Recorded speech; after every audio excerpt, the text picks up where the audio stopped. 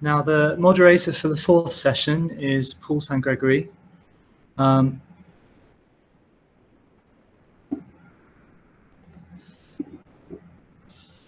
Paul earned his music doctorate from Indiana University, and he currently teaches at National Kaohsiung Normal University.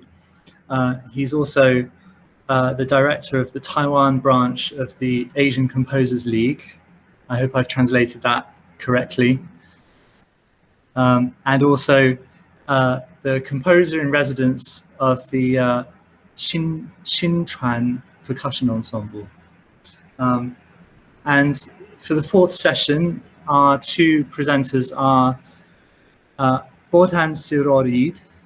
I hope I'm pronouncing that vaguely correctly. Bohdan can correct me if I'm wrong. And Vytautas Germanavicus. Germanavicius. Yes. Welcome, welcome.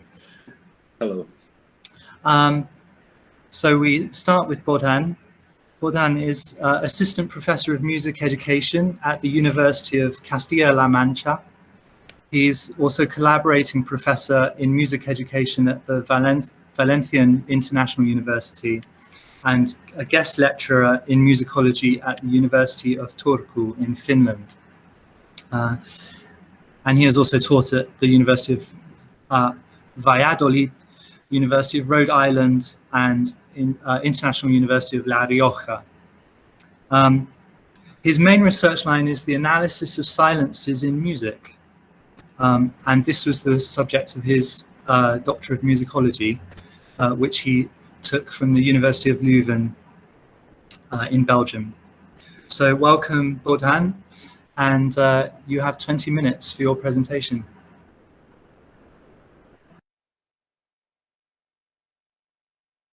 Thank you very much, George, for the presentation. It's a huge pleasure to be here and to present my research.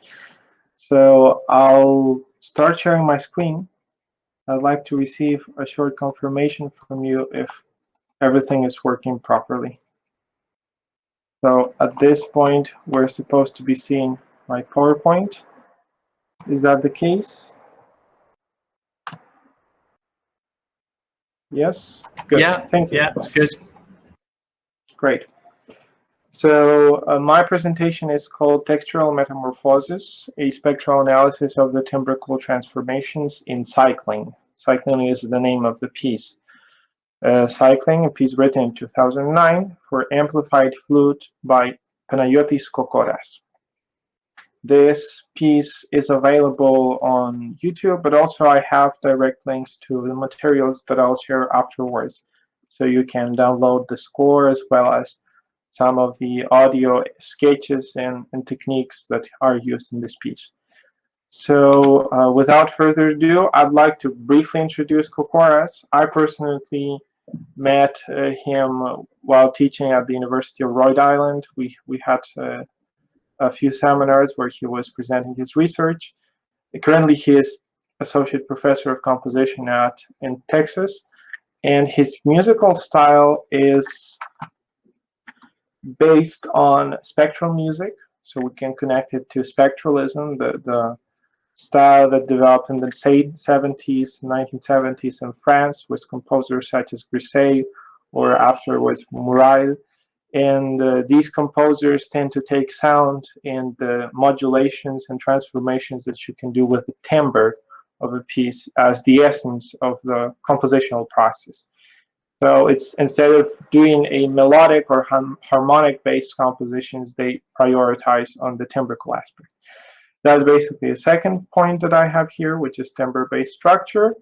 And then a very important presence of inharmonic sounds appears in his music. So just to remind ourselves, these sounds usually come from extended techniques where we produce in non-ordinary ways the sounds. And this piece, I think, will get it very clear that this idea, since the piece is trying to produce perhaps the most challenging sounds that you can have in the flute, and actually, it's a very difficult piece to play. And the recording that we'll be hearing is from the composer himself. He is a flute player. And the last point is that usually the idea that Kokoras tries to extend in his music is the idea of recreating virtual spaces. So you'll hear a lot of reverb, and it's an amplified flute we'll be about to hear. And the idea is to create a space that's beyond the actual physical space in which the piece is being played. Here there's a short CV of Kokoras, which I invite you to check afterwards in academia, right? So we'll have it here open. Basically, well, he is a very active composer, has received over 70 composition awards, quite a few international calls, 287, and many performances. So here there is the complete biography with all of these pieces. And if you're interested to reach him out directly, I think he is quite reachable at this email address. So just in case, you have it there. Returning back to the PowerPoint, Kokoras self-defines his musical style under the term holophony, right? This term is an invention of his own, and basically comes from these Greek words. So phony, that's from ancient Greek voice or sound, and holos, on the other hand, is the entirety or whole. So basically, he tries to take the sound that we have in each composition and to make it lose its identity, to become perceived as a whole.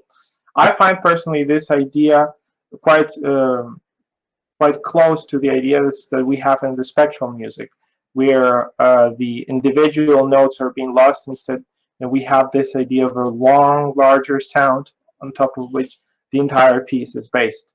And there is just one unity that connects everything.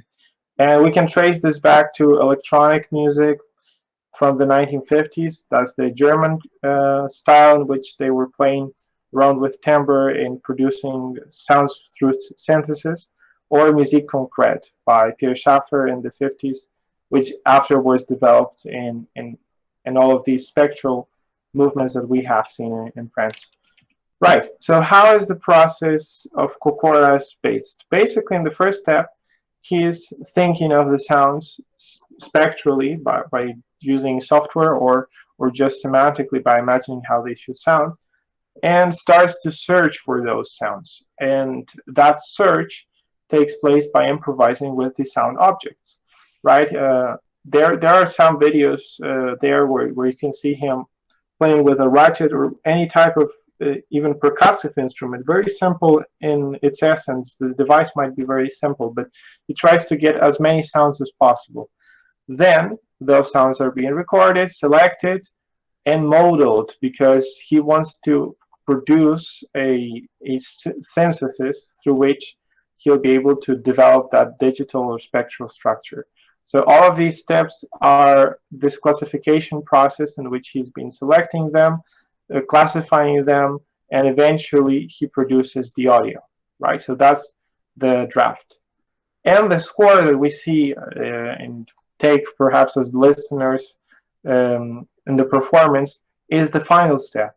So once the piece has been created in this audio form, he transcribes it, documents it, gets it to be recorded, premiered, and such, right? Why does Kokoras follow this step? Well, he explains that the first stages are quite chaotic, and the main reason that he wants to get this is it's important to have this constant connection with sound, because it's very easy to get engrossed and lose sight of the composition if you're working with complex notations, especially in score editors. This is a very slow-paced task. It can take you easily 5 to 6 hours just to complete perhaps half of a page if you're using those types of notations. So for a 4-minute piece, if you want to have this idea, you have to work this way to connect with the sound. And that's basically what he explains in his creative process, which is this a slightly large slide, but well, basically he likens his piece to composition process to a 1,000-piece puzzle, where he does not know how the piece will appear at the end, but he's just putting all of these parts together and eventually arrives to the solution. So this is his spectral conception. This is the composing sound process chart that he provided me, where you can see all of those steps we've described, from the conception till the notation. And in summary, well, this is another way of conceptualizing this process. So instead of thinking it in steps, we can see it in this type of map, where all of those sounds are being nested inside clusters. And then eventually he creates these larger and larger structures to arrive to the whole, which is the final piece, right? So in this case, you can see that one might be these sound effects, then you have maybe the roar effect, humming, and eventually all of those combined produce the piece that he wants to produce. Right. In this case, the piece that we're analyzing is called cycling, and cycling makes reference to the bicycle, and that's kind of the motion, the idea of this constant motion and the movement of the wheels that we can see in the piece. It's a relatively short piece, but since my presentation does not have much time, I'll need to just put some extracts. But make sure to check it out afterwards, because it's a very interesting piece, and it's basically producing all of those effects and techniques we've described previously. So it has been premiered and has also been awarded some awards at this composition competition, and there is also a score published in Publicom musical editions.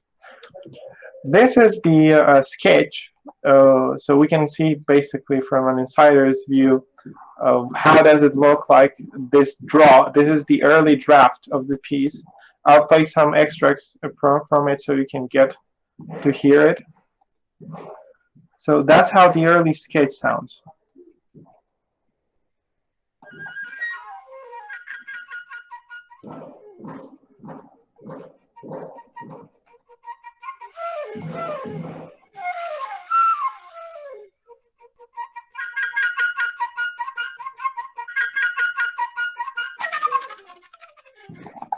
Right, the early sketch is not the final piece, so there are important differences between the sounds that we see there, but eventually they're really close to the piece that we'll be looking at. My apologies, I'll close the window for a second.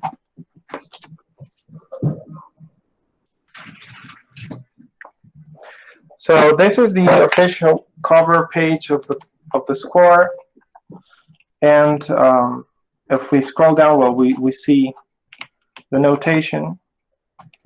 It's quite interesting to note how it's the level of detail that we see in the piece, right?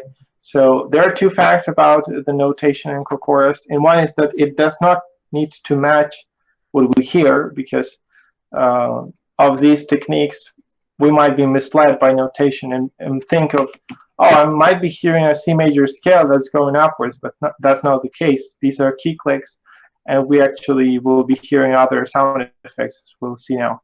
So the piece is divided into sections through these titles: Feel the Wind, right? The first one is Riding the Petals, and eventually each of them is developing a different technique, right? So in this one, we can see how this upper mordant is the main element, while in the first section we had the scalar pattern. I believe that, oh, this was a better resolution score. We have here some notes from the author. So he explains that notation doesn't need to imply the sound produced, because the score works a little bit like a manual that the performers needs to follow in order to produce those sounds.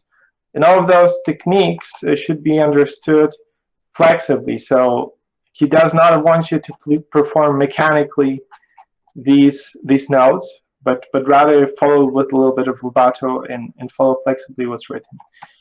What else do we have here? Well, this is the instruction with the explanations of all these notations. We'll now see a little bit of how they are meant to be performed with the videos. And at the end, well, here have a little explanation of the reverb and amplification, because this piece is amplified in order to get to hear better those key clicks. And we also have a lot of reverb which adds to it in order to be able to better hear all of those effects.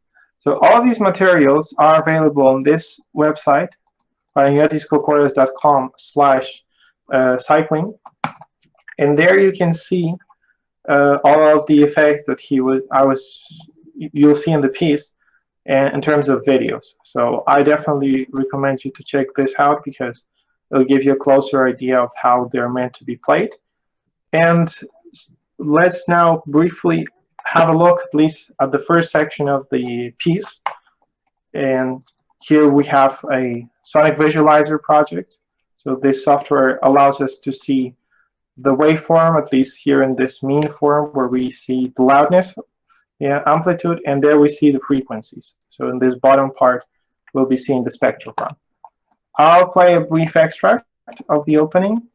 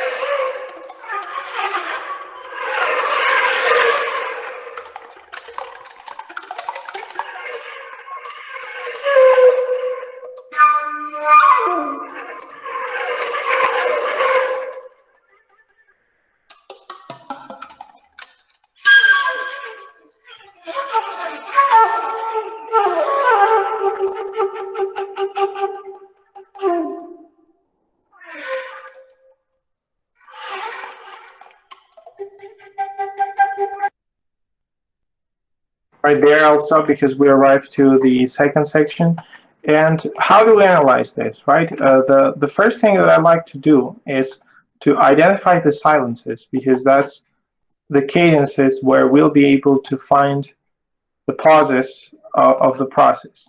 After splitting it through these sections, then we can see the individual processes that happen. So let's have perhaps a quick look at the first phrase and see what's going on there. So going back to the beginning, we can see how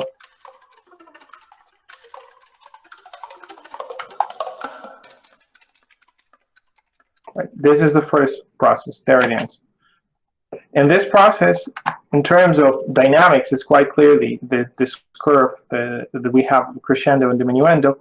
But inside, we're growing increasingly in those key clicks, while producing more and more presence in the low end, right? If we look perhaps at the second section, we see similar processes, right, in which the frequencies are going downwards from this higher spectrum and eventually producing this lower sound, right, in which we get to hear the actual sound. So is this the transition from the key clicks to the sound? And that type of process is repeated several times.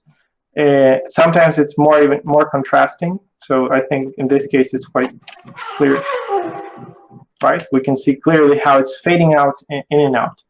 And this type of effect, if we think of the bicycle as like the effect of a bicycle passing by, we can liken it to a Doppler effect, where we hear a vehicle and it's passing quickly through us, so we hear it from really far away, and then it becomes very present, and then it shifts and it's already out. So I believe I don't have much more time to continue with this analysis, so we'll need to stop here, but I'll be glad to answer any possible questions that might appear towards the end. So thank you very much for your attention. I think you could have another 5 minutes according to my schedule. All right, then my apologies. I'll continue. Let's see.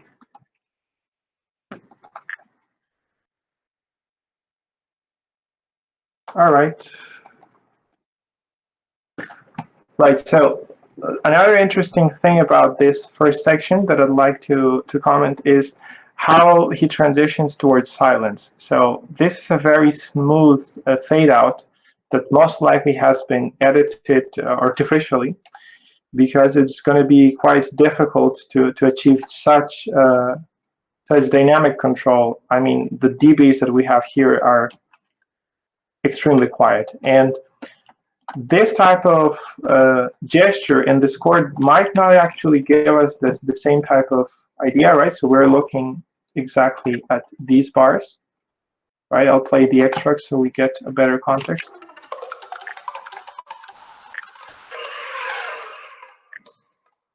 Right, so how is this gesture built? Well, we have the first part, which is where we're approaching. That's the fade out, right? I'll put maybe with orange the middle section. That's basically the one that we have the error, right? And eventually, well, that's fading out towards the silence.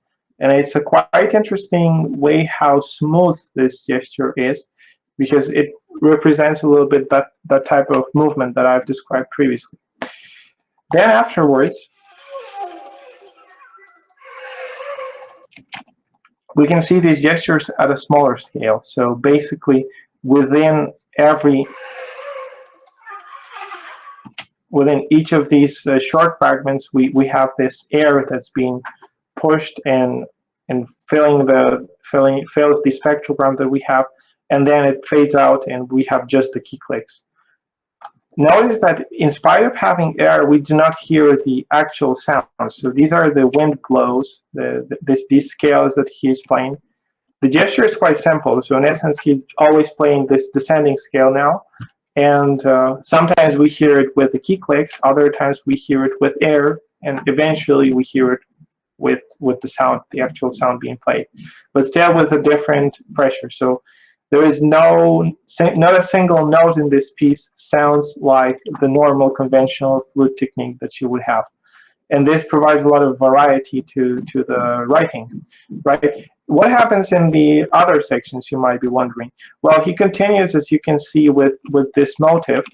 There are two motives that stand out afterwards. So we have, of course, the scalar pattern that's always present.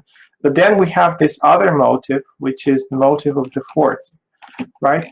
These fourths afterwards are intercalated with a scale, right? And this produces a very interesting combination of the two. So he's moving forward with two voices, technically, which is obviously impossible to play with the flute since it's a monophonic instrument. But you can get this idea because the motive of the fourth is inside the main motive. The G is being played there, and you hear that C as an overtone from the bottom note. So that motive stays all through this part, right? Here we can see it clearer. And it's basically the motive that ends the piece. So this idea of the fourth. It disintegrates basically the section because at the beginning we do not have it in such a prominent way. Maybe I could play quickly that extract to close.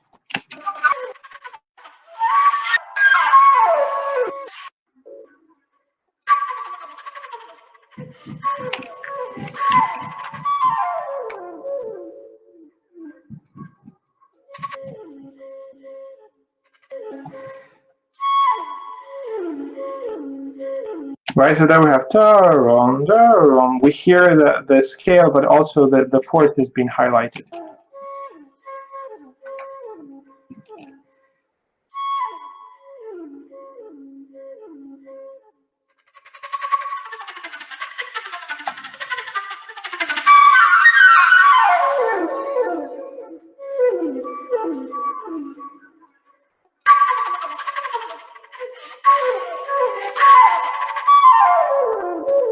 Right, and at the end, well, the note concludes with very interesting silences that I actually would take me another presentation to comment upon.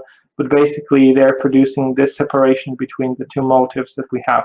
So we're hearing the fourth, then we hear the scale, and then this roar sound that's this type of effect. Sounds almost like someone is snoring, right? and it's producing a low pitch for the flute that's way beneath the frequencies that are usually used in the instrument. Right, and I believe that was basically it. I had this final slide with some information just in case you'd like to contact me. So thank you very much for your attention. Thank you very much, Bohdan. And we hand over to Paul St. Gregory for his appreciation and response. Yeah, well, I hope I can do justice to this great presentation. I think it's very interesting. The piece is an amazing piece, and I think your discussion of his process and everything is also quite interesting. I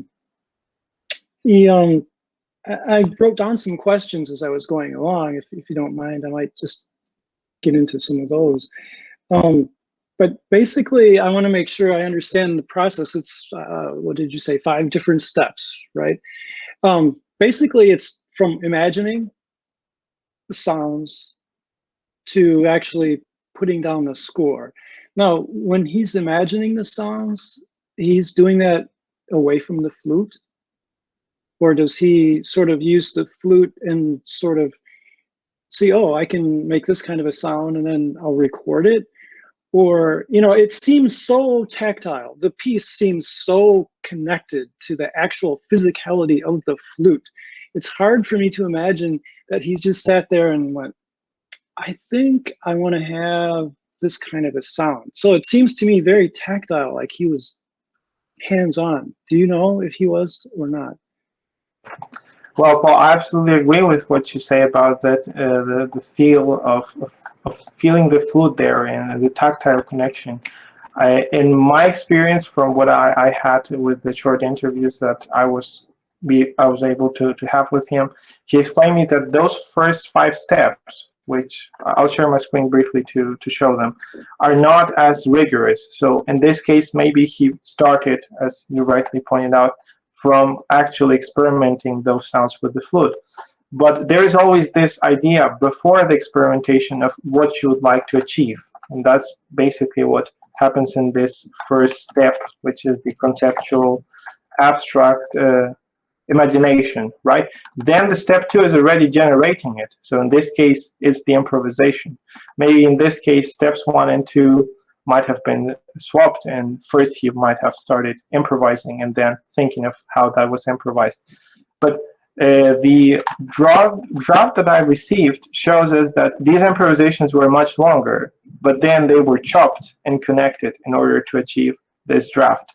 So there was not a single idea of, all right, I'll improvise the entire piece from start to end in this manner. First of all, because it would be impossible to achieve such a big variety of techniques, right? And basically, through this process of chopping those sections, he arrives then to a structure he can judge and classify and contextualize, and eventually transcribe it.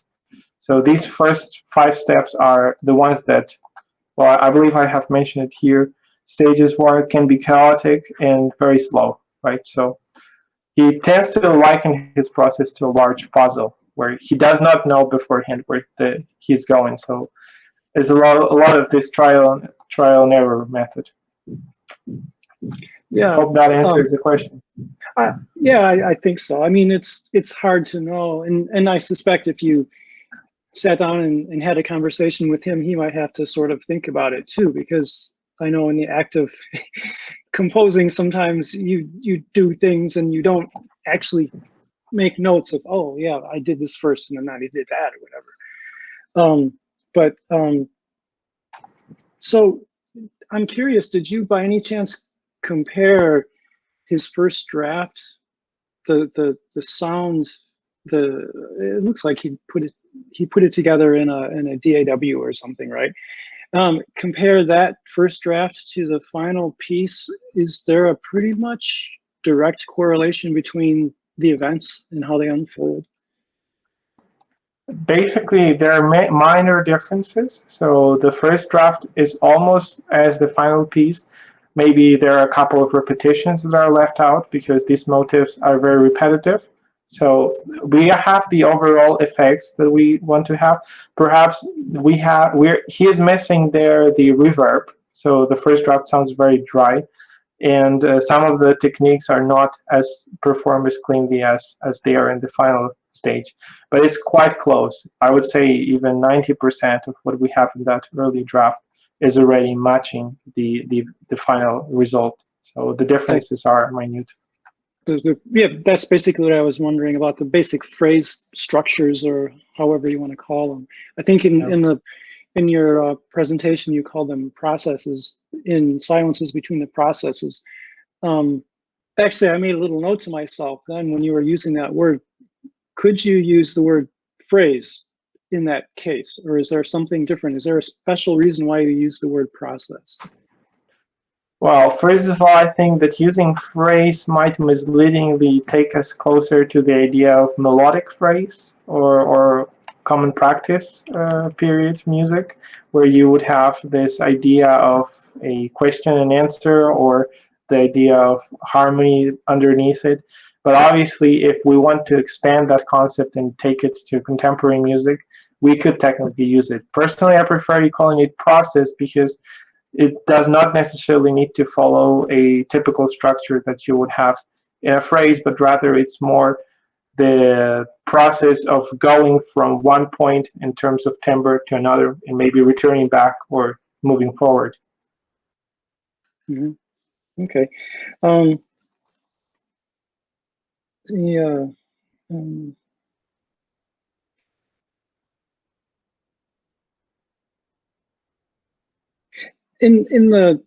When you were showing us the spectral diagrams, the spectral readouts, does he actually use that in his composing? Do you know?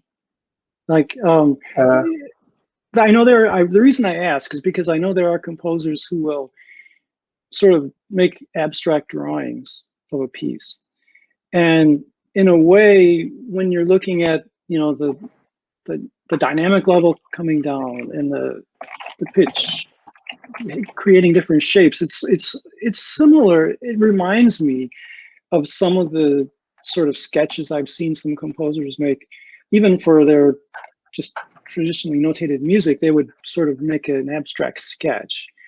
Do you know, does he sort of use it in that way at all, or? I mean, he's not using, certainly he's not using the French programs that you would have that they use in ERCOM for producing these spectral pieces, where he's throwing the data and then getting perhaps the exact notes he needs to achieve. He's actually using a program, I'm not sure if you're acquainted with it, it's called Audio Stellar. That's the program he's using for producing these. I'll show you a quick snapshot. So there's a video of him composing. This is basically him working in the DAW. Here he is experimenting with that process. And the program Audio Stellar is basically, well, that's the score notation. Let's see where I can find it. That's the one, Audio Stellar. So there he's throwing all of those samples that he has recorded, and then connecting them in order to see how close they match each other. There, I think here you can see the link to Audio Stellar. So that's the one. And it allows him to then connect those sounds and to draw connections. And he can compose the piece by clicking on those sounds and hearing those structures. So this is basically why when I was showing this chart, I referred to these sound fields or sound spaces, like thinking of music in a map. Mm-hmm.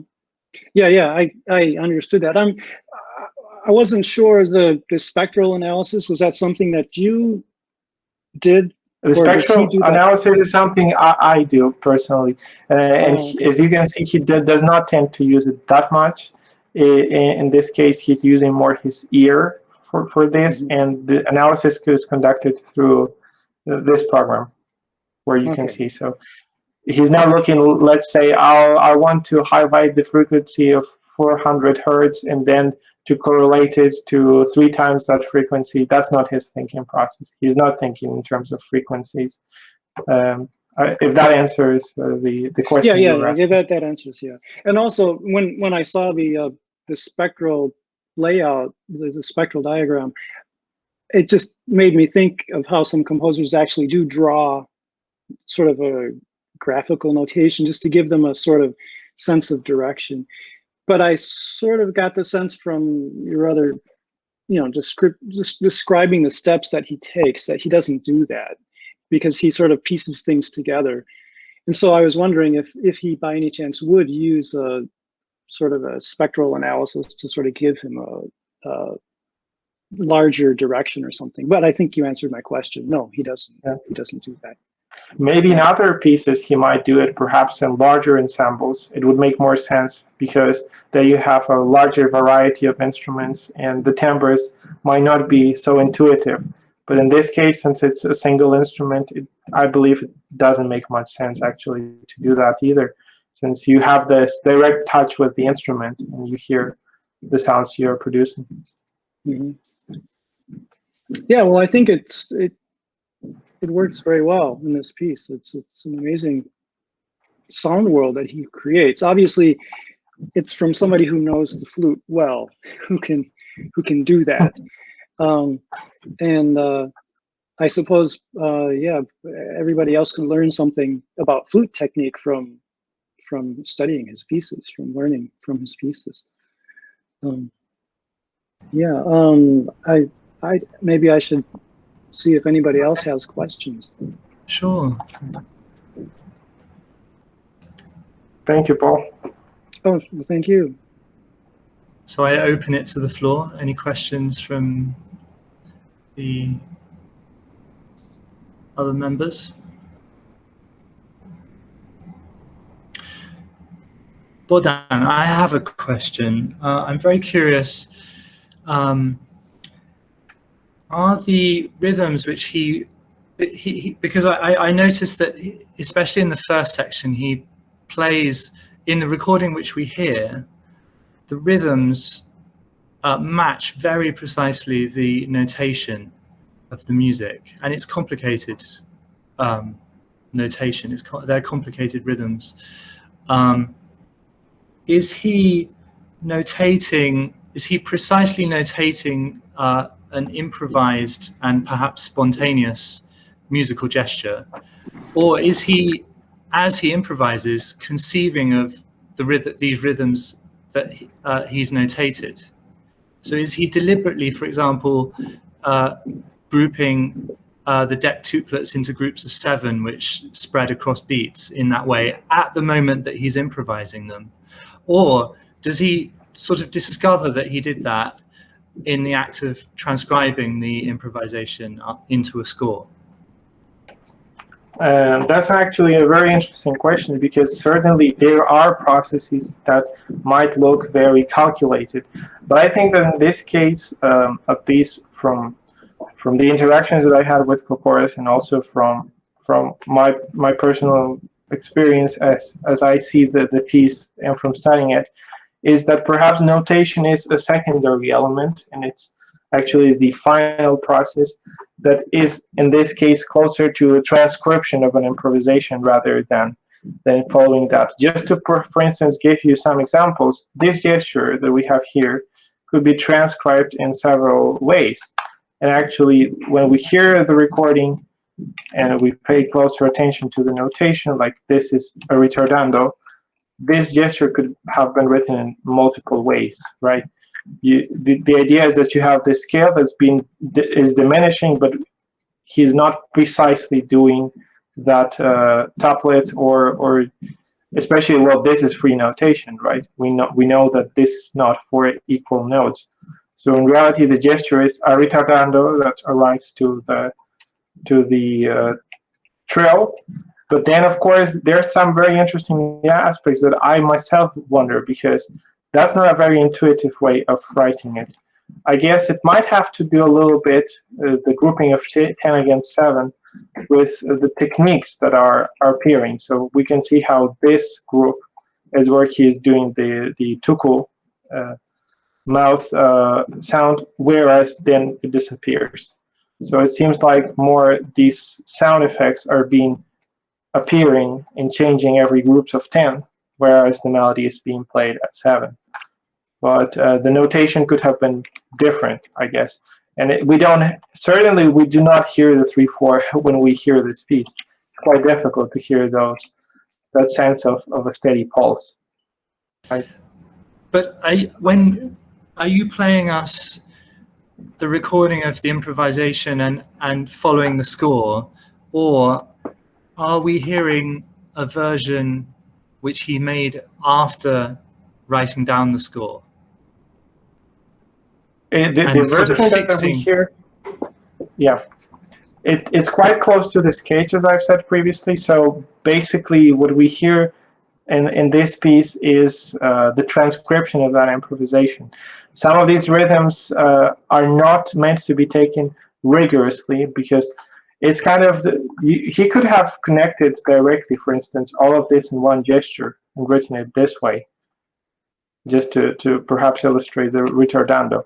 But he decided to make this decision, which perhaps looks closer to how Ligeti would write it, right? We can see in Ligeti this idea of 5-4-3-2, but it's not meant to be as rigorous. And the rhythm, it's basically the contrast here of two processes. One is motion, constant motion in these groups of 10, and then we have the process where the rhythm stops. Obviously, there are parts that are more measured, like these. But this is just a constant beat. Right? Everything is calculated in a way because this note needs to have its duration, right? We have one beat, and one beat. But beyond that, I think, well, the notation is quite free in a sense. And this is a transcription of that improvisation. I'm not sure if I'm actually answering the question or mumbling about something else. So no, that's very informative. I have lots of questions about the diamond note heads. Generally speaking, what do the diamond note heads refer to in the piece? Are they actually, are they harmonic? Are they the nodes? Do they refer to the nodes above a fundamental on a harmonic series? In this case, they refer to the notes that you're pressing and to the, but let me show you, because there are different types of diamonds, and this is important to clarify. The notation, as I've mentioned previously, is quite detailed. So if we are referring to, well, the first ones, which are these, right, crossed diamonds, the way he explains them in his, right, so these are wind blows. The diamond notes is implying the production of wind when he's blowing that air, and we do not hear the those notes in the exact scale. So it's not the harmonic of C, B, A played an octave higher, but rather just connecting in one gesture that lift. And then the crosses that are on top is that we need to hear the open click. So there are ways in which you'll see just the clicks like this. Then you might hear the clicks with the wind blow, which will produce some amount of harmonics. If you wish, we can play this extract now. And then we have directly just those harmonics without the emphasis on the key, on these key clicks, right? So those are the main techniques that appear here. Then there's also a difference between the closed mouthpiece and the open mouthpiece position. Right? I'm not sure exactly if I've got this extract here, right? So these are closed, sound, open, unvoiced, overblowing. Let's see if